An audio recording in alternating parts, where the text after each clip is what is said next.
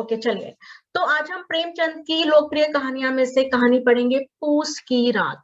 पूस जो हमारे हिंदी के महीनों के नाम होते हैं, पौष, माघ, अगहन, अगर आपने सुने होंगे।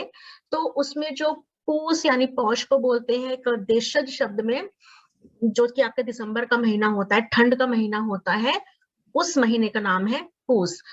तो ये जो कहानी है, ये कहानी मुंशी प्रेमचंद जी ने कई वर्ष पहले लिखी थी, यानी कि बोला जाए तो 100 साल पहले 1921 में लिखी थी। तो उस समय वैसे भी हमारा देश बोला जाता है किसानों का देश है, हमारा देश एक कृषि प्रधान देश है, जहाँ के लोग खेतों पर निर्भर रहते हैं अपनी आजीविका के लिए, अपने जीवन निर्वाह के लिए। तो 100 साल पहले तो वैसे भी देश गुलाम भी था, और साथ ही साथ जो किसान थे उनकी जो जिंदगी थी वो काफी दुख भरी थी, क्योंकि उन्हें महाजन से कर्ज लेना पड़ता था खेती करने के लिए, और फिर वही एक जरिया था जिससे कि वो अपना जीवन चला सकते थे। और उसमें भी कभी सूखा पड़ गया, कभी बाढ़ आ गई, और फिर उनके घर में उनके बच्चे हैं, उनको भी पालन पोषण करना है, शादी ब्याह करना है।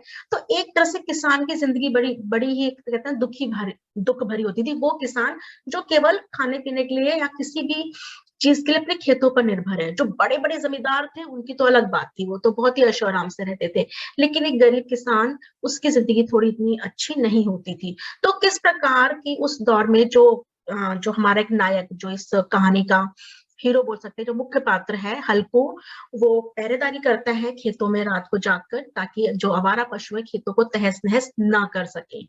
जो कि गांव में अक्सर नीलगाय नाम से एक पशु आते हैं जो खेतों को खराब कर देते हैं। और ये आज भी है, आज के संदर्भ में भी देखें तो आज भी खेतों की रखवाली होती है, चाहे उसके लिए लेबर रखे जाए, दूसरे लोग रखे जाएं, कब पैसे पर रखे जाएं, लेकिन खेतों की रखवाली आज भी होती है। तो किस प्रकार से खेतों की रखवाली करते समय उसकी जिंदगी में एक बहुत ही दुख भरी बात आती है, हम लोग बाद में डिस्कस करेंगे चैप्टर के बाद। ठीक है, तो ये कहानी जो है ग्रामीण जीवन से संबंधित है, गरीब किसान की से संबंधित है, जो कि हल्कू है, जो उसका मालिक है सहनाज, जिसके क्या होता भी होता है कि अगर आपके पास ज्यादा जमीन नहीं है खेती करने के लिए, तो वो जो बड़े बड़े जमींदार होते हैं उनके खेतों पर भी वो लोग, भाई इतनी जमीन हमने आपको दे दी है, आप इसकी देखभाल कीजिए, इस पर आप खेती कीजिए, और जितना भी अनाज होगा उसमें से इतना परसेंट आप ले लेना, चलो या फिर आधा ले लेना या 25% ले लेना, बाकी जो मालिक है उसका होगा। तो किसान एग्री कर जाता है, वो कहता है ठीक है, मुझे खाने के लिए तो इस से अनाज मिल ही जाएगा, क्योंकि उसके पास इतनी जमीन नहीं है, इतने साधन नहीं है कि वो अपने खेत से इतना कुछ उगा सके। तो उसका भी एक मालिक है जिसके खेतों की रखवाली करता है वो, और साथ में खेती भी करता है, जिससे कि उसको कुछ पैसे मिल जाते हैं। अक्सर उसकी पत्नी में उसमें बहस भी होती है, पत्नी को अच्छा नहीं लगता कि उसकी हम रखवाली या उसके खेतों पे काम करूं, कहती मजदूरी करना बल्कि ठीक है, लेकिन ये जो कर्ज है ना, क्योंकि वो कर्ज उनका बढ़ता जा रहा है, क्योंकि किसी न किसी काम के लिए उनको कर्ज लेना पड़ता है, तो वो दोनों की जिंदगी इतनी अच्छी नहीं है। अब क्या होता है कि वो भी करता भी है खेती करके, गुजारा तो करता ही है, लेकिन साथ ही साथ जो जितना कुछ उसको आमदनी भी होती है तो वो उसके कर्ज देने में ही खत्म हो जाती है। और जब वो खेती की रखवाली करता है, रात को वहां जाता है, तो उसको ठंड भी लगती है, और उसके पास कंबल नहीं है, कुछ भी ऐसा ओढ़ने का गर्म कपड़ा नहीं है जिससे कि वो ओढ़कर आराम से उस ठंड भरी रात को गुजार सके। तो दोनों ने मिलके थोड़े पैसे इकट्ठे कर रहे थे वो, कि हम कंबल ले लेंगे। तो सोचे 1921 की कहानी है, तो उसमें 3 रुपए थे उनके पास। वो 3 रुपए भी बहुत बड़ी एक संख्या उस समय मानी जाती थी। तो लेकिन वो मालिक आ जाता है भाई अपना कर्ज लेने के लिए, तो वो अपनी पत्नी के पास जाता है और बोलता है कि जो हमने 3 रुपए बचा कर रखे हैं वो हम उसको दे देते हैं। तो भाई अब उसकी पत्नी को पता है कि कंबल की कितनी ज्यादा जरूरत है, घर में भी खेतों में भी। तो उसकी पत्नी नहीं चाहती कि पैसे दिए जाएं, लेकिन जो हल्कू है उसको समझाने की कोशिश करता है, कन्विंस करने की। और जब उसको बोलता है कि भाई मैं ठंड में रात बिता लूंगा, लेकिन जो वो मालिक है सहना, वो मुझे जो प्रताड़ित करेगा, मेरा शोषण करेगा या मुझसे जिस तरह का दुर्व्यवहार करेगा, वो मैं बर्दाश्त नहीं कर सकता। तो कोई भी पत्नी नहीं चाहेगी कि उसके पति की बेइज्जती हो या वो परेशानी झेले, तो फिर वो लाचार होकर और जब बेमन से ही सही उसको पैसे दे देती है कि आप जाइए और कर्ज को चुका दीजिए। फिर एक रात क्या होता है कि अंधेरी और सर्दी भरी रात होती है और वो अपने खेतों पर निकलता है, अपने खेतों की रखवाली, जहाँ पर वो काम कर रहा होता है, रखवाली करने के लिए। और उस ठंड भरी रात में उसके साथ उसका जो पालतू कुत्ता, जिसका नाम इस कहानी में जबरा है, वो होता है। और इस पूरी ठंड भरी अंधेरी रात में केवल जबरा ही है जो उसके साथ में खेतों पर है। तो खेतों में अक्सर होता है, एक मचान सी बना लेते हैं, उससे खाट रख लेते हैं, या कुछ पुआल बोलते हैं, जो सूखे हुए अनाज के जो पत्ते वगैरह होते हैं, उसको बिछा के लोग बैठते हैं या उस पर सोते हैं। तो बेचारे के पास एक पुरानी सी चादर है, देख सकते हैं आपकी, वो थोड़ी सी उस पे जगह जगह अलग कपड़े लगे हुए, क्योंकि फटी चादर को कैसे जोड़ा गया है, उसी को वो ओढ़े हुए अपना लेटा हुआ है। और जो जबरा कुत्ता है वो भी ठंड में, वही पशु है, जीव है, ठंड तो उसे भी लगती है, वो बेचारा नीचे बैठा हुआ है और वो भी कांप रहा है। और जब आप इसको पूरी कहानी को जब पढ़ेंगे ना अपने चैप्टर में, तो उसमें हर चीज को बहुत एक्सप्लेन कर रखा है, जैसे पति पत्नी की नोक-झोंक है पैसों को लेकर, फिर जो ये रात है तो किस प्रकार से उसके मन में बेचैनी हो रही है, क्या-क्या उसके दिमाग में चल रहा है हल्कू के, फिर कुत्ता भी अपने मन में क्या सोच रहा है, और वो भी अपने मन में सोचता है कि मेरे मालिक को ठंड लग रही है। तो वो बहुत ही भावपूर्ण तरीके से उसमें एक-एक पैराग्राफ में और एक-एक बात को समझाया गया है। यहाँ पर मैं आपको थोड़ा-सा उसकी समरी की तरह ही आपको समझा रही हूँ। तो अब दोनों में से किसी की भी ठंड रुक नहीं रही है। फिर क्या करता है, जब उसकी ठंड नहीं रुकती है, वो आता है उसके पास, जबरा के पास, उसकी पीठ सहलाता है और उसको मतलब दया आती है कि बेचारा मेरे साथ देखो ठंड में कितना सिकुड़ रहा है ये, और इसके पास तो कुछ गर्म कपड़ा भी नहीं है। उसको बोलता भी है, कल से तुम मेरे साथ मत आना, नहीं तो तुम ठंडे हो जाओगे। मतलब यहाँ पे ठंडे हो जाओ से दो मतलब है भाई, तो ठंड तो लगेगी, एक बोलते हैं इंसान मर जाए तो बोलते ठंडे हो जाओगे, कि भाई तुम अगर इतनी ठंड में आओगे तो तुम्हारी मृत्यु भी हो सकती है। तो उसको देखो, एक जो पालतू पशु होता है किसी भी व्यक्ति के लिए, खासकर किसानों के लिए, या जो लोग अपने घर में रखते हैं डोमेस्टिक एनिमल्स, वो उनके लिए फैमिली मेंबर ही बन जाते हैं। तो वो कितना उसको प्यार कर रहा है। उसके बाद वो देखता है कि उसकी जो ठंड हो रही है, बढ़ती जा रही है रात में ठंड, तो उसको किसी करवट चैन नहीं, क्योंकि नींद नहीं आ रही है, उसको परेशान हो रहा है वो ठंड के मारे। फिर वो जाता है और अपने कुत्ते जबरा को उठाता है और उसको लाकर अपने साथ सुला लेता है, क्योंकि एक तो रोए होते हैं ना जानवरों के, वो बड़े थोड़े से मुलायम और उसमें गर्मी होती है। तो जब उसको सुलाता है कुत्ते को अपने साथ, तो उसको अच्छा लगता है, उसको थोड़ी राहत मिलती है ठंड से। जब आप पढ़ेंगे चैप्टर में तो उसमें एक्सप्लेन किया है कि वो मिट्टी लगी है जबरा के शरीर में और थोड़ा गंदा सा है वो, लेकिन नहीं, इस समय वो दो तरह से सोच रहा है। एक तो उसको भी ठंड लग रही है, ऊपर उसको उस प्राणी, उस कुत्ते के प्रति भी एक दया आ रही है कि बेचारा ठंड में है। तो सोचिए कि कितना एक इमोशनल बात है कि एक जानवर को वो अपने साथ में सुला रहा है ताकि दोनों को गर्मी मिल सके।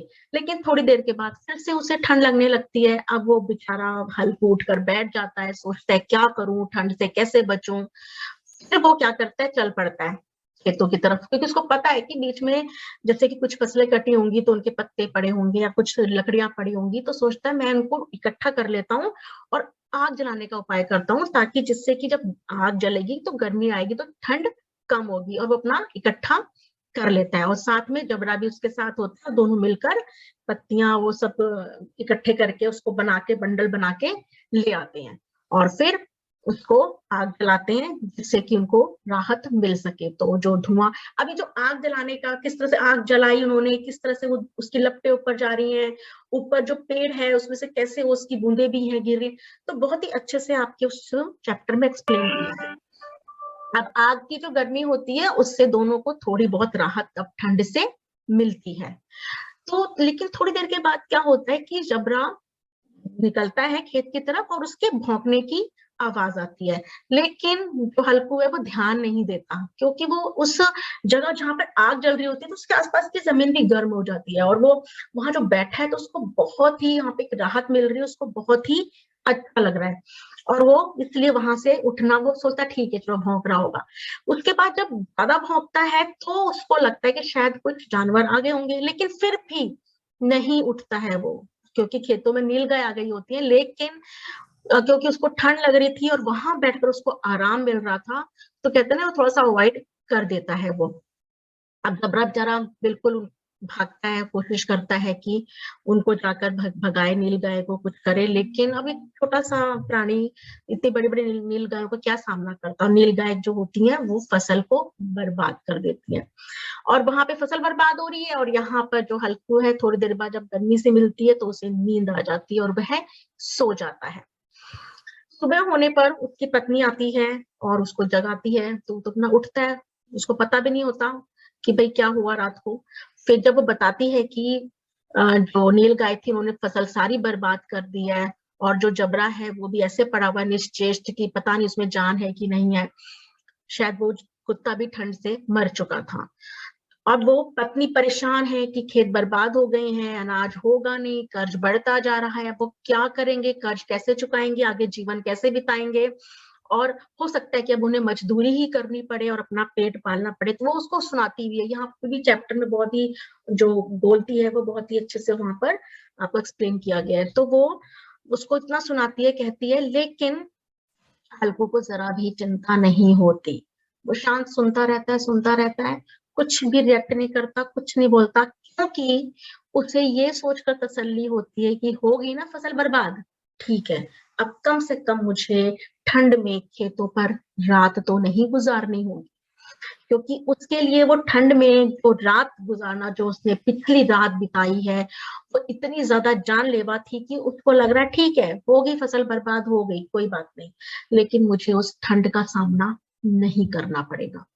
तो एक जो उसकी त्रासदी है, जो उसकी हालत है, उसका यहाँ पर पूरा जिक्र किया गया है कि वो अपनी जिंदगी में फिर से संघर्ष करने को तैयार है, दुख झेलने को तैयार है, लेकिन उस कहते हैं ना हड्डियों को कपाने वाली जानलेवा ठंड को वो फिर से गुजारना उस मौसम में नहीं चाहता।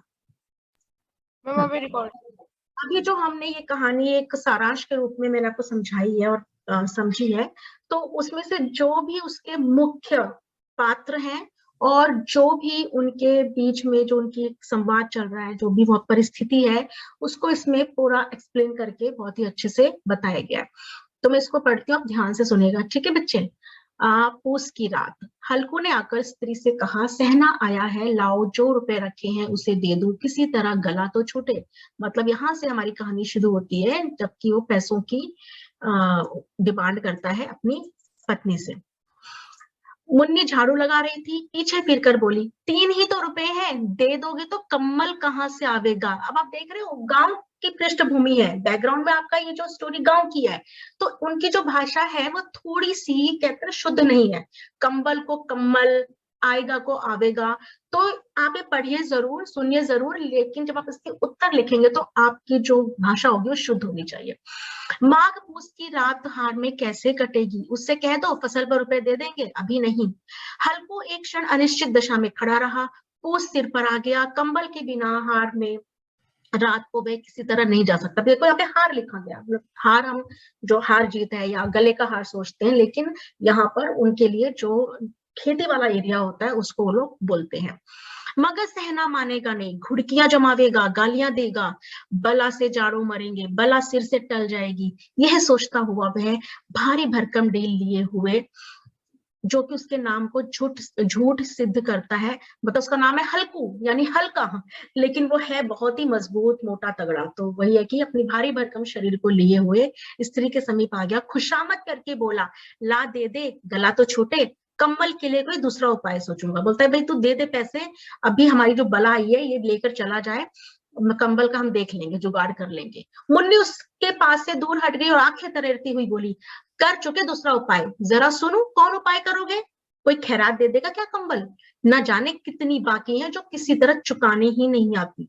मैं कहती हूँ तुम क्यों नहीं खेती छोड़ देते, मर मर कर काम करो, उपज हो तो बाकी को दे दो, चलो छुट्टी हुई, बाकी चुकाने के लिए ही तो हमारा जन्म हुआ है, पेट के लिए मजूरी करो, ऐसी खेती से बाज आए, मैं रुपए ना दूंगी ना दूंगी। बेचारी वो समझती है स्त्री की भाई इतनी मेहनत कर रहे सब कुछ है और फिर पैसे भी वही लेकर जा रहा है मालिक, तो बोलती नहीं मैं पैसे नहीं दूंगी। फिर हल्को उदास होकर कहता है, तो क्या गाली खाऊं। मुन्नी ने तड़प कर कहा, गाली क्यों देगा, क्या उसका राज है। मगर ये कहने के साथ ही उसकी तनी हुई भौवें ढीली पड़ गई। हल्कू के उस वाक्य में जो कठोर सत्य था वह मानो एक भीषण जंतु की भांति उसे घूर रहा था। तो आपने देखा कि जो भी पति पत्नी का संवाद हो रहा है, जो भी कन्वर्सेशन हो रही है, अगर आपने सारांश में पढ़ा कि हाँ वो बोलता है पैसे दे दे, वो नहीं मानती है, उसको समझाता है, वो मान जाती है, लेकिन एक एक शब्द, एक एक लाइन यहाँ पे एक्सप्लेन कर रखी है उनके आपस के रिश्तों की और उस समय की, कि पत्नी को भी लगता है कि नहीं भाई मेरे पति की बेइज्जती ना हो, कोई उन्हें गाली ना दे। उसने जाकर आले पर से रुपए निकाले और लाकर हल्कू के हाथ पर रख दिए। फिर बोली, तुम छोड़ दो अब से ये खेती, मजूरी में सुख से एक रोटी खाने को तो मिलेगी, किसी की धौंस तो ना रहेगी। अच्छी खेती है, मजूरी करके लाओ और उसी में झोंक दो ऊपर से धौंस, क्योंकि वो किसी के खेत पर काम कर रहे हैं और उसके बदले में अनाज या पैसे ले रहे हैं। ऊपर से जो मालिक है वो भी उनके साथ दुर्व्यवहार कर रहा है। तो वो कहती भी मैं मजदूरी कर लूंगी, मंजूर है, लेकिन मैं इस तरह से बेइज्जत होकर काम नहीं करना चाहते। तो हल्कू ने लेकिन कुछ जवाब नहीं दिया, रुपए लिए और इस तरह से बाहर चला गया मानो हृदय निकाल कर ले जा रहा हो, क्योंकि वो समझ सकते हैं कि उन्होंने वो 3 रुपए कितनी मुश्किल से अपना पेट काट कर, कितनी दुख तकलीफ सहकर वो रुपए जोड़े होंगे, लेकिन अब वो रुपए जा रहे हैं। वो रुपए उनके लिए, उस रुपए से कंबल लाते, उनके लिए सहारा बनते, उनकी सर्दी के महीने आराम से बीतते, उनकी जिंदगी से कष्ट दूर होते, लेकिन वो जो उन्होंने अपनी मेहनत से अपना पेट काट कर जो पैसे रखे थे वो चले जा रहे थे। तो बेचारा वो पैसे लेकर जा रहा है, लेकिन अंदर ही अंदर बहुत ही दुखी है। अब है उस रात की बात जिस रात की ये कहानी है, पूस की अंधेरी रात। आकाश पर तारे ठिठुरते हुए मालूम होते थे। हल्कू अपने खेत के किनारे ऊख के पत्तों की एक छतरी के नीचे बांस के खटोले पर अपनी पुरानी गाढ़े की चादर ओढ़े कांप रहा था। खाट के नीचे उसका संगी कुत्ता जबरा पेट में मुंह डाले सर्दी से कू कर रहा था। 2 में से एक को भी नींद ना आती थी। मतलब पूरा अच्छे से आप अगर विजुलाइज करोगे ना तो आपको सीन एकदम समझ में आएगा कि किस प्रकार से ठंड के अंधेरी रात में 2 ही लोग हैं, एक पशु है और एक इंसान है। हल्को ने घुटनियों को गर्दन में चिपकाते हुए कहा, क्यों जबरा, जाड़ा लगता है? कहता तो था घर में पुआल पर लेट रहे, तो यहाँ क्या लेने आए थे? अब खाओ ठंड, मैं क्या करूं?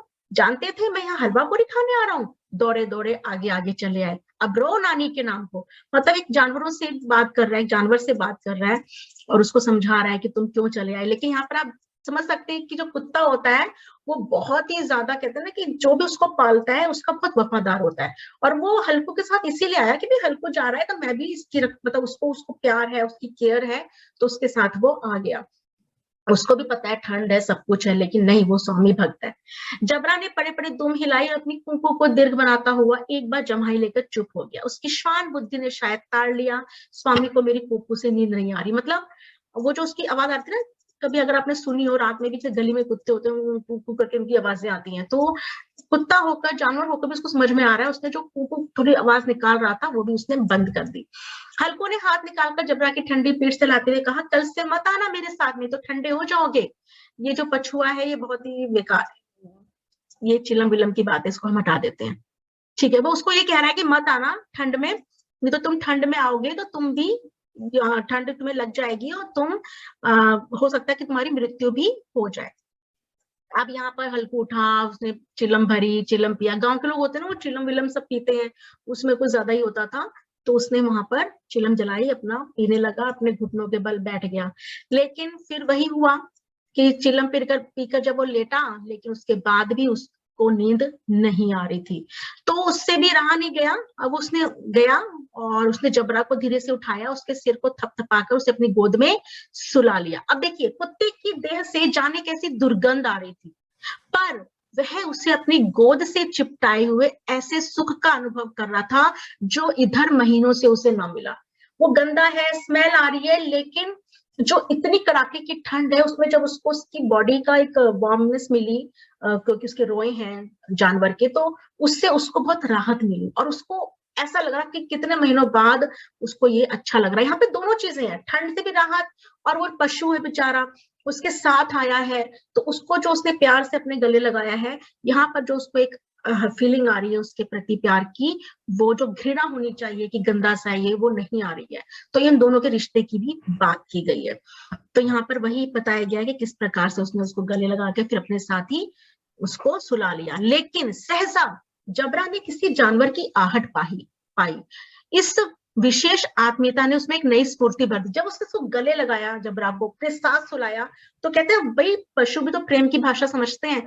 तो उस प्रेम को पाकर, उसके स्पर्श को पाकर जबरा के अंदर भी बहुत एक नई एक एनर्जी, एक हिम्मत आ गई। और उसको जरा सी भी, उसको पता था ना कि रखवाली करता है, आज नहीं पहले भी करता आया होगा वो, तो उसको जरा सी भी आहट हुई कि लगा खेत में कोई आ गया, तो वो तुरंत ही झपट कर वहां से निकला और वो भौंकने लगा, क्योंकि इनकी तो आदत ही होती है कुत्ते की, कुछ भी चीज देखते हैं तो वो भौंकना शुरू करते हैं। और उसके बाद वो भौंकते भौंकते वहां से निकल गया।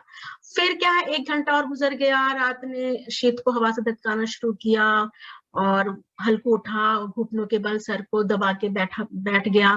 तो यहाँ पर वही है कि वो फिर से, उसको ठंड लग रही है और अब वो परेशान हो गया है, क्या करें, 1 घंटे गुजर गए, उसके बाद भी कुछ भी नहीं है। और फिर जबरा भी थोड़ी देर में उठ के बैठ रहा है, जा रहा है।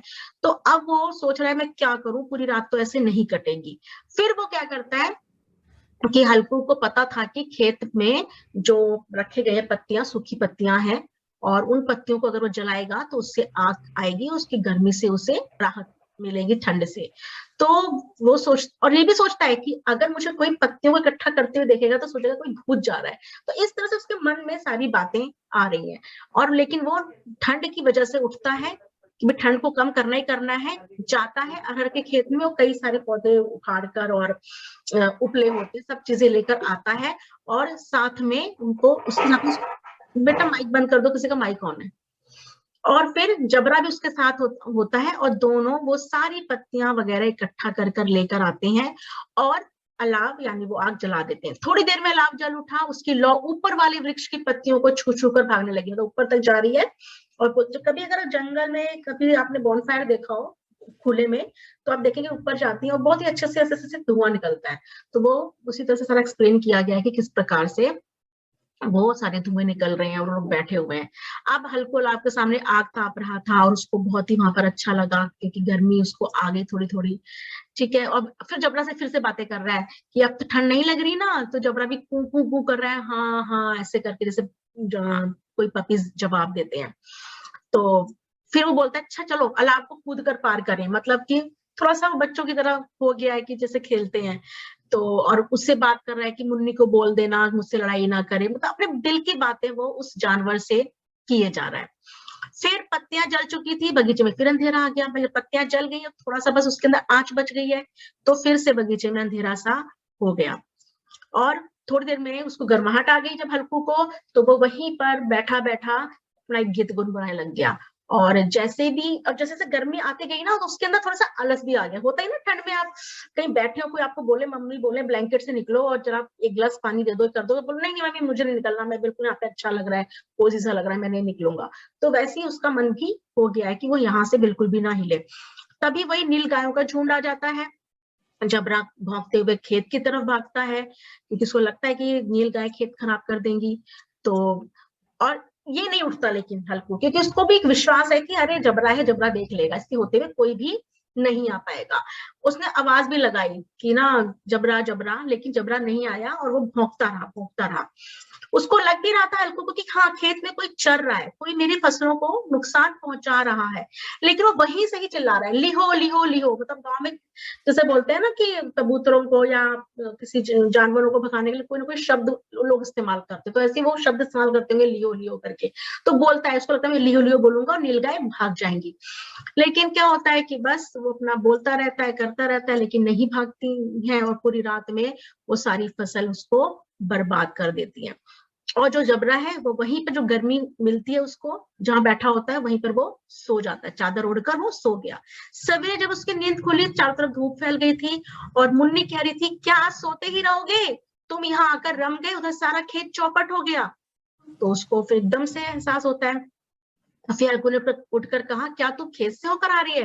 मुन्नी बोली हाँ सारे खेत का सत्यानाश हो गया, भला ऐसे। एक्चुअली जहाँ पे उसकी मचान थी ना, जैसे जो खेत की बाउंड्री लाइन है, थोड़ा सा उससे दूर उसकी मचान थी, तो इसीलिए उसको बोलता है तुम क्या खेत से होकर आई हो। तो उसकी पत्नी वही बोलती है खेत का सत्यानाश हो गया, तुम ऐसे सोते रह गए, और तुम्हारी मड़ई डालने से क्या हुआ। मतलब जो छोटा सा उसने बना रखा था हट सी, जहां पर कि वो बैठकर लेटकर खेत की रखवाली करे, उसके लिए बोलती है। अब हल्को बहाना बनाता है कि अरे मैं तो मरते मरते बचाऊं और तू मुझे ऐसे बोल रही है, मेरे पेट में तो बहुत दर्द हो रहा था। दोनों फिर खेत पर गए, वहां पर देखा तो बिल्कुल पूरी तरह से रौंदा पड़ा है, जबड़ा मड़ैया के नीचे चित्त लेटा है, मानो कि उसमें प्राण ही ना हो। दोनों खेत की दशा देख रहे थे। मुन्नी के मुख पर उदासी छाई थी, पर हल्कू प्रसन्न था। मुन्नी ने चिंतित होकर कहा, अब मजदूरी करके ही माल गुजारी भरनी पड़ेगी, भी अब मजदूरी करके ही हमें कर्ज भरना पड़ेगा, अपना आगे जीवन चलाना पड़ेगा। हल्कू ने प्रसन्न मुख से कहा, रात की ठंड में यहाँ सोना तो ना पड़ेगा। मतलब उसके मुंह से जो शब्द निकले वो यही निकले कि वो बोलती मजदूरी करेंगे, उसके मन में ठीक है कर लेंगे, कष्ट होगा, कष्ट उठा लेंगे, लेकिन सबसे बड़ी सुख की बात क्या है कि रात को ठंड में यहाँ सोना नहीं पड़ेगा। जिस बच्चे ने पूछा था कि जो कुत्ते का क्या हाल हुआ था, तो यहाँ पे लिखा गया है कि जबरा मड़ैया के लिए चित्त यानी कि वो मारा जा चुका है, उसकी मृत्यु हो चुकी है।